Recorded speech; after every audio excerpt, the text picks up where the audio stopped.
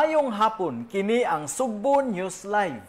Aron gawas nun nga makaagi sa mga national ug provincial roads ang mga dagkong sakyanan nga nagkarga og mga relief goods paingon sa mga lungsod nga nagrabihan sa linog. Temporaryo una nga giwagtang ni Governor Pambari 4 ang truck ban. Sa Executive Order No. 58 nga gipirmahan ni Governor Pambari 4, temporaryo niyang giwagtang ang balaod sa truck ban sa tanang nasyonal ug provincial road sa lalawigan sa Sugbo. Ang gobernador naghatag og pagtugot sa mga dagkong truck nga makaagi sa tanang nasyonal ug provincial road.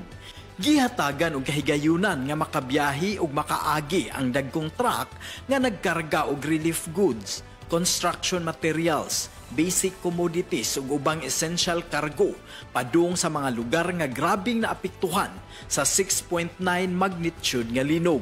Epektibo dayon nga ipatuman ang executive order nga nagwagtang sa truck ban ug magpadayon kini hangtod nga masauli na ang kahimtang sa mga apektadong lugar ug mawagtang ang state of calamity. Ang executive order kabahin sa suporta sa gobernador sa paningkamot sa rehabilitasyon ug pagbangon sa mga apektadong lugar.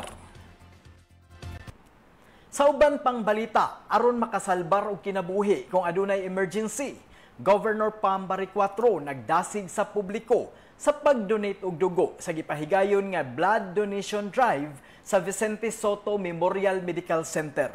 Ang report ni IC Santi Leopoldo. Aron adunay igong supply sa dugo nga magamit sa emergency nga pagluwas sa kinabuhi, ang Vicente Soto Memorial Medical Center nagpahigayon og blood donation drive.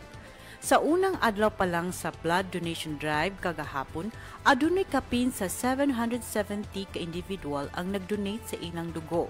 Si Governor Pambari 4 nagdasig sa katawhan sa pagdonate og dugo aron makluwas sa kinabuhi panahon sa emergensiya. Balitang may labot ang Sugbo, IC Santi Leopoldo, Sugbo News.